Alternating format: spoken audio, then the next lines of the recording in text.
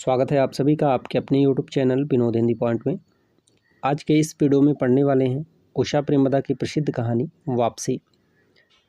Jharkhand PGT की परीक्षा में यह कहानी लगी हुई है, साथ ही साथ अन्य परीक्षाओं में भी लगी है। वापसी कहानी, इसका प्रमुख पात्र गजाधर बाबू हैं, जो 35 वर्षों तक रेलवे में नौकरी करते हैं और रिटायरमेंट के बाद घर आते हैं।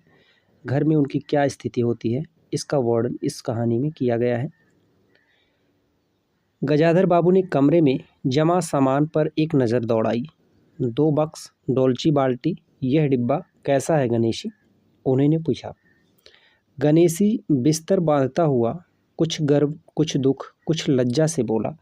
घरवाली ने साथ को कुछ बेसन के लड्डू रख दिए। कहा बाबूजी को पसंद है। अब कहाँ हम गरीब लोग आपकी कुछ खातिर कर पाएंगे। घर जाने की खुशी में भी गजाधर बाबू ने एक विषाद का अनुभव किया, जैसे एक परिचित स्नेह, आदर में सहज संसार से उनका नाता टूट रहा हो। कभी कभी हम लोगों को भी खबर लेते रहिएगा, गणेशी बिस्तर में रस्सी बांधता हुआ बोला। कुछ भी ज़रूरत हो तो लिखना गणेशी, इस अगहन तक बिटिया की शादी कर दो। गणेशी ने अंगूछे के छोर से आंखें पोंछी। अब आप लोग सहारा ना देंगे तो कौन देगा? आप यहाँ रहते तो शादी में कुछ हौसला रहता। गजाधर बाबू चलने को तैयार बैठे थे। रेलवे क्वार्टर का यह कमरा, जिसमें उन्होंने कितने वर्ष बिताए थे, उनका सामान हट जाने से कुरूप और नग्न लग रहा था। आंगन में रोपे पौधे भी जान पहचान के लोग ले गए थे और जगह जगह मिट्टी बिखरी हुई थी, पर पत्नी बाल बच्चों के साथ रहने की कल्पना में यह विशोह एक दुर्लभ लहर की तरह उठकर विलीन हो गया। गजाधर बाबू खुश थे, बहुत खुश। 35 साल की नौकरी के बाद वह रिटायर होकर जा रहे थे। इन वर्षों में अधिकांश समय उन्होंने अकेले रहकर काटा था। उन अकेले क्षणों में उन्होंने इसी समय की कल्पना की थी जब वह अपने परिवार के साथ रह सकेंगे। इसी आशा के सहारे वह अपने अभाव का बोझ ढो रहे थे। संसार की सृष्टि में उनका जीवन सफल कहाँ जा सकता था। उन्होंने शहर में एक मकान बनवा लिया था। बड़े लड़के अमर और लड़की कांति की शादियां कर दी थी। 2 बच्चे ऊंची कक्षाओं में पढ़ रहे थे। गजाधर बाबू नौकरी के कारण प्रायः छोटे स्टेशनों पर रहे और उनके बच्चे और पत्नी शहर में, जिससे पढ़ाई में बाधा ना हो। गजाधर बाबू स्वभाव से बहुत स्नेही व्यक्ति थे और स्नेह के आकांक्षी भी। जब परिवार साथ था, ड्यूटी से लौटकर बच्चों से हंसते बोलते, पत्नी से कुछ मनोविनोद करते। उन सबके चले जाने से उनके जीवन में गहन सूनापन भर उठा। खाली क्षणों में उनसे घर में टिका न जाता। कभी प्रकृति के ना होने पर भी उन्हें पत्नी की स्नेहपूर्ण बातें याद आती रहती। दोपहर में गर्मी होने पर भी 2 बजे तक आग जलाए रहती और उनके स्टेशन से वापस आने पर गरम गरम रोटियां सेकती। उनके खा चुकने और मना करने पर भी थोड़ा सा कुछ और थाली में परोस देती और बड़े प्यार से आग्रह करती। जब वह थके हारे बाहर से आते, आहट पा वह रसोई के द्वार पर निकल आती और उसकी सल्लज आंखें मुस्कुरा उठती। गजाधर बाबू को तब हर छोटी बात भी याद आती और वह उदास हो उठते। अब कितने वर्ष बाद वह अवसर आया था जब वह फिर उसी स्नेह और आदर के मध्य रहने जा रहे थे। टोपी उतार कर गजाधर बाबू ने चारपाई पर रख दी, जूते खोलकर नीचे खिसका दिए। अंदर से रह रहकर कहकों की आवाज़ आ रही थी। इतवार का दिन था और उनके सब बच्चे इकट्ठे होकर नाश्ता कर रहे थे। गजाधर बाबू के सूखे चेहरे पर स्निग्ध मुस्कान आ गई। उसी तरह मुस्कुराते हुए वह बिना खांसे अंदर चले आए। उन्होंने देखा कि नरेंद्र कमर पर हाथ रखे शायद गत रात्रि की फिल्म में देखे गए किसी नृत्य की नकल कर रहा था और बसंती हंस हंस कर दोहरी हो रही थी। अमर की बहू को अपने तन बदन, आंचल या घूंघट का कोई होश ना था। वह उन्मुक्त रूप से हंस रही थी। गजाधर बाबू को देखते ही नरेंद्र थप से बैठ गया और चाय का प्याला उठाकर मुंह से लगा लिया। बहू को होश आया और उसने झट से माथा ढक लिया। केवल बसंती का शरीर रह रहकर हंसी दबाने के प्रयत्न में हिलता रहा। गजाधर बाबू ने मुस्कुराते हुए उन लोगों को देखा, फिर कहा, क्यों नरेंद्र, क्या नकल कर रहे हो? कुछ नहीं बाबूजी, नरेंद्र ने सिटपिटाकर कहा। गजाधर बाबू ने चाहा कि वह भी इसी मनोविनोद में भाग लेते, पर उनके आते ही जैसे सब कुंठित हो चुप गए। उससे उनके मन में थोड़ी सी खिन्नता उपज आई। बैठे हुए बोले, बसंती, चाय मुझे भी देना। तुम्हारी अम्मा की पूजा अभी चल रही है क्या? बसंती ने माँ की कोठरी की ओर देखा। अभी आती ही होगी, और प्याले में उनके लिए चाय छानने लगी। बहू चुपचाप पहले ही चली गई थी। अब नरेंद्र भी चाय का आखिरी घूंट पीकर उठ खड़ा हुआ। केवल बसंती पिता के लिहाज में चौके में बैठी माँ की राह देखने लगी। गजाधर बाबू ने एक घूंट चाय पी फिर कहा, बिट्टी, चाय तो फीकी है, लाइए चीनी और डाल दूं। बसंती बोली, रहने दो, तुम्हारी अम्मा जब आएगी तभी पी लूँगा। थोड़ी देर में उनकी पत्नी हाथ में अर्घ का लोटा लिए निकली और अशुद्ध स्तुति करते हुए तुलसी में डाल दिया। उन्हें देखते ही बसंती भी उठ गई। पत्नी ने आकर गजाधर बाबू को देखा और कहा, अरे आप अकेले बैठे हैं, ये सब कहाँ गए? गजाधर बाबू के मन में फांस सी करह उठी। अपने अपने काम में लग गए हैं, आखिर बच्चे ही हैं। पत्नी आकर चौके में बैठ गई। उन्होंने नाक भौं चढ़ाकर चारों ओर जूठे बर्तनों को देखा, फिर कहा, सारे में जूठे बर्तन पड़े हैं। इस घर में धर्म कुछ नहीं, पूजा करके सीधा चौक में घुसो। उन्होंने नौकर को पुकारा। जब उत्तर ना मिला तो एक बार और उच्च स्वर में फिर पति की ओर देखकर बोली, बहू ने भेजा होगा बाजार। और एक लंबी सांस लेकर चुप हो गई। गजाधर बाबू बैठकर चाय और नाश्ता का इंतजार करते रहे। उन्हें अचानक ही गणेशी की याद आ गई। रोज सुबह पैसेंजर आने से पहले वह गरम गरम पूरियां और जलेबी बनाता था। गजाधर बाबू जब तक उठकर तैयार होते, उनके लिए जलेबियां और चाय लाकर रख देता था। चाय भी कितनी बढ़िया, कांच के गिलास में ऊपर तक भरी लबालब, पूरे 2.5 चम्मच चीनी और गाढ़ी मलाई। पैसेंजर भले ही रानीपुर लेट पहुँचे, गणेशी ने चाय पहुँचाने में कभी देर नहीं की। क्या मजाल कि कभी उसे कुछ कहना पड़े। पत्नी का शिकायत भरा स्वर सुन उनके विचारों में व्याघात हुआ। वह कह रही थी, सारा दिन इसी खिचखिच में निकल जाता है। इस गृहस्थी का धंधा पिटते पिटते उम्र बीत गई, कोई ज़रा हाथ भी नहीं बटाता। बहू क्या क्या करती है? गजाधर बाबू ने पूछा। पड़ी रहती है, बसंती को तो फिर कहो कॉलेज जाना होता है। गजाधर बाबू ने प्यार से समझाया, तुम सुबह पढ़ लिया करो। तुम्हारी माँ बूढ़ी हुई, उनके शरीर में अब वह शक्ति नहीं बची।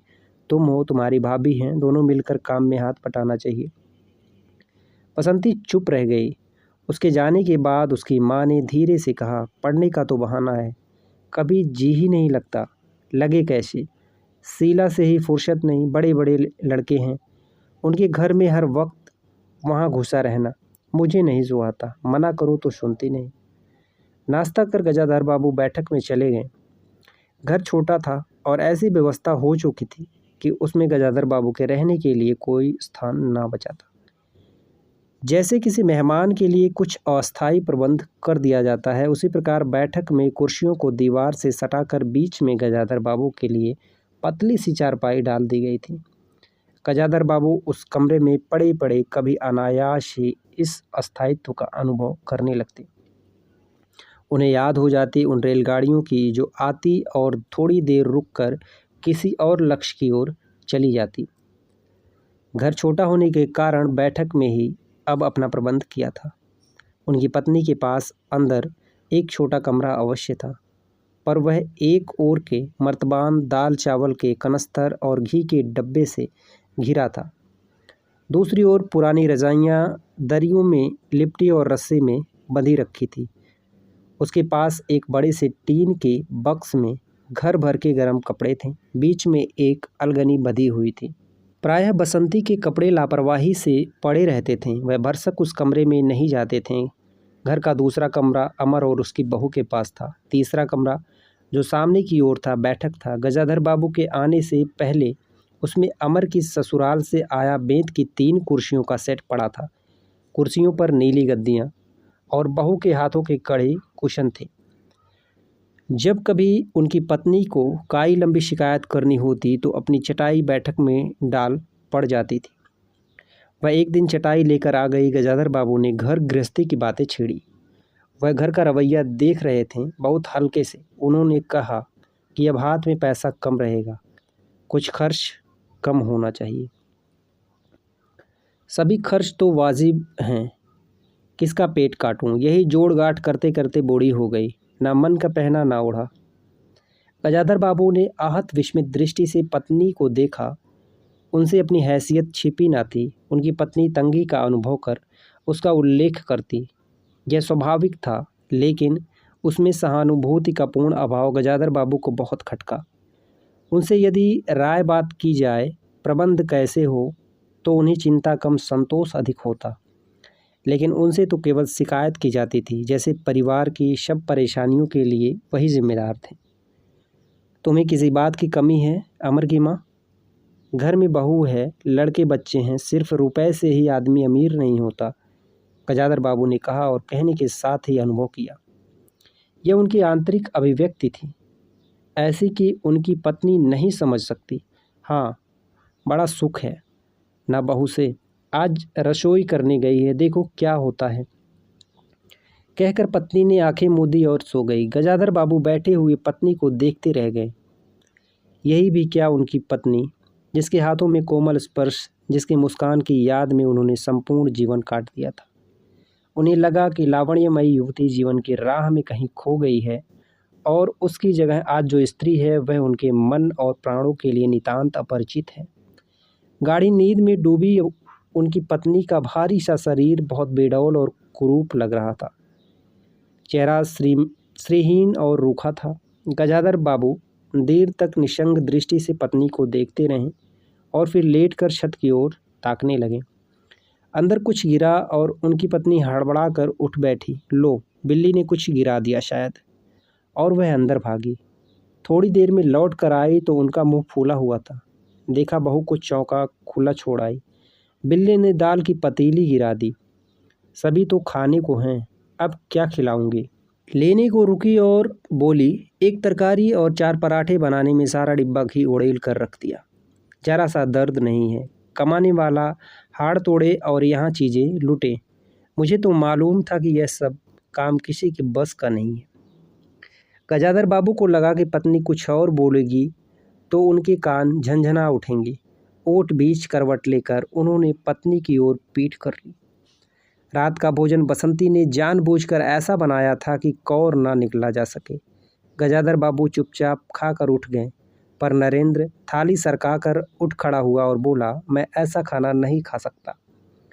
बसंती तुनक कर बोली, तो ना खाओ, कौन तुम्हारी खुशामद करता है? तुमसे खाना बनाने को कहा किसने था? नरेंद्र चिल्लाया। बाबूजी को बैठे बैठे यही सोचता है। बसंती को उठाकर माँ ने नरेंद्र को मनाया और अपने हाथ से कुछ बनाकर खिलाया। गजाधर बाबू के बाद पत्नी से कहा, इतनी बड़ी लड़की हो गई और उसे खाना बनाने का शऊर नहीं आया? अरे आता तो सब कुछ है, करना नहीं चाहती, पत्नी ने उत्तर दिया। अगली शाम माँ को रसोई में देख कपड़े बदलकर बसंती बाहर आई तो बैठक में गजाधर बाबू ने टोक दिया, कहाँ जा रही हो? पड़ोस में शीला के घर, बसंती ने कहा। कोई ज़रूरत नहीं है, अंदर जाकर पढ़ो, गजाधर बाबू ने कड़े स्वर में कहा। कुछ देर अनिश्चित खड़े रहकर बसंती अंदर चली गई। गजाधर बाबू शाम को रोज़ टहलने जाते, लौट कर आए तो पत्नी ने कहा, क्या कह दिया बसंती से? शाम से मुँह लपेटे पड़ी है, खाना भी नहीं खाया। गजाधर बाबू खिन्न हो गए। पत्नी की बात का उन्होंने कुछ उत्तर नहीं दिया। उन्होंने मन में निश्चय कर लिया कि बसंती की शादी जल्दी ही कर देनी है। उस दिन के बाद बसंती पिता से बची बची रहने लगी। जाना होता तो पिछवाड़े से जाती। गजाधर बाबू ने 2-1 बार पत्नी से पूछा तो उत्तर मिला, रूठी हुई है। गजाधर बाबू को रोष हुआ, लड़की के इतने मिजाज जाने को रोक दिया तो पिता से बोलेगी नहीं। फिर उनकी पत्नी ने ही सूचना दी, अमर अलग रहने की सोच रहा है। गजाधर बाबू ने चकित होकर पूछा। पत्नी ने साफ साफ उत्तर नहीं दिया। अमर और उसकी बहू की शिकायतें बहुत थीं। उनका कहना था कि गजाधर बाबू हमेशा बैठक में ही पड़े रहते हैं, कोई आने जाने वाला हो तो कहीं बिठाने को जगह नहीं। अमर को अब भी वह छोटा सा समझते थे और मौके बेमौके टोक देते थे। बहू को काम करना पड़ता था और सास जब तक फूहड़पन पर ताने देती रहती थी। हमारे आने से पहले भी कभी ऐसी बात हुई थी? गजाधर बाबू ने पूछा। पत्नी ने सिर हिलाकर बताया, नहीं। पहले अमर घर का मालिक बनकर रहता था। बहू को कोई रोक टोक ना थी। अमर के दोस्तों का प्रायः यही अड्डा जमा रहता था और अंदर से नाश्ता चाय तैयार होकर जाता रहता था। बसंती को भी यही अच्छा लगता था। गजाधर बाबू ने बहुत धीरे से कहा, अमर से कहो जल्दबाजी की कोई ज़रूरत नहीं है। अगले दिन वह सुबह घूम कर लौटे तो उन्होंने पाया कि बैठक में उनकी चारपाई नहीं है। अंदर जाकर पूछने ही वाले थे कि उनकी दृष्टि रसोई के अंदर बैठी पत्नी पर पड़ी। उन्होंने यह कहने को मुंह खोला कि बहू कहाँ है, पर कुछ याद कर चुप हो गए। पत्नी की कोठरी में झांका तो अचार रजाइयों और कनस्तरों के मध्य अपनी चारपाई लगी पाई। गजाधर बाबू ने कोट उतारा और कहीं टांगने को दीवार पर नज़र दौड़ाई, फिर उसे मोड़कर अलगनी के कुछ कपड़े खिसकाकर एक किनारे टांग दिया। कुछ खाए बिना ही अपनी चारपाई पर लेट गए। कुछ भी हो, तन आखिरकार बूढ़ा ही था। सुबह शाम कुछ दूर टहलने अवश्य चले जाते, पर आते जाते थक उठते थे। गजाधर बाबू को अपना बड़ा सा क्वार्टर याद आ गया। निश्चित जीवन। सुबह पैसेंजर ट्रेन आने पर ट्रेन की चहल पहल, चिरपरिचित चेहरे और पटरी पर रेल के पहियों की खटखट जो उनके लिए मधुर संगीत की तरह थी। तूफान और डाकगाड़ी के इंजनों की चिंगाड़ उनकी अकेली रातों की साथी थी। सेठ राम जी मल के मील के कुछ लोग कभी कभी पास आ बैठते, वही उनका दायरा था, वही उनके साथी। वह जीवन अब उन्हें एक खोई निधि सा प्रतीत हुआ। उन्हें लगा कि वह जिंदगी द्वारा ठगे गए। उन्होंने जो कुछ चाहा उससे उन्हें एक बूंद भी न मिली। लेटे हुए वह घर के अंदर से आते विविध स्वरों को सुनते रहते। बहू और सास की छोटी सी झड़प, बाल्टी पर खुले नल की आवाज़, रसोई के बर्तनों की खटपट और उसी में दो गौरैयों का वार्तालाप। और अचानक ही उन्होंने निश्चय कर लिया कि अब घर की किसी बात में दखल ना देंगे। यदि गृह स्वामी के लिए पूरे घर में एक चारपाई की जगह नहीं तो यहीं पड़े रहेंगे।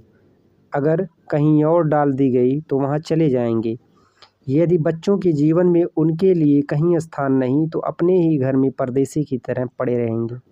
और कुछ दिन के बाद सचमुच गदाधर बाबू कुछ नहीं बोले। नरेंद्र रुपए मांगने आया तो बिना कारण पूछे उसे रुपए दे दिए। बसंती काफ़ी अंधेरा हो जाने के बाद भी पड़ोस में ही रही तो उन्होंने कुछ नहीं कहा, पर उन्हें सबसे बड़ा गम यह था कि उनकी पत्नी ने भी उनसे कुछ परिवर्तन लक्ष्य नहीं किया। वह मन ही मन कितना भार ढो रहे हैं इसे वह अनजान ही बनी रही, बल्कि उन्हें पति के घर के मामले में हस्तक्षेप न करने के कारण शांति ही थी। कभी कभी कह भी उठती, ठीक ही है, आप बीच में ना पड़ा कीजिए, बच्चे बड़े हो गए हैं, हमारा जो कर्तव्य था कर रहे हैं, पढ़ा रहे हैं, शादी कर देंगे। गजाधर बाबू ने आहत दृष्टि से पत्नी को देखा। उन्होंने अनुभव किया कि वह पत्नी और बच्चों के लिए केवल धनोपार्जन के निमित्त मात्र है। जिस व्यक्ति के अस्तित्व से पत्नी मांग में सिंदूर डालने का अधिकारी है, समाज में उसकी प्रतिष्ठा है, उसके सामने वह 2 वक्त भोजन की थाली रख देने से सारे कर्तव्यों से छुट्टी पा जाती है। वह घी और चीनी के डिब्बों में इतनी रमी हुई है कि अब वही उसकी संपूर्ण दुनिया बन गई है। गजाधर बाबू उनके जीवन के केंद्र नहीं हो सकते। उन्हें तो अब बेटी की शादी के लिए भी उत्साह बुझ गया। किसी बात में हस्तक्षेप न करने के निश्चय के बाद भी उनका अस्तित्व उस वातावरण का एक भाग न बन सका। उनकी उपस्थिति उस घर में ऐसी असंगत लगने लगी जैसे सजी हुई बैठक में उनकी चारपाई थी। उनकी सारी खुशी एक गहरी उदासीनता में डूब गई।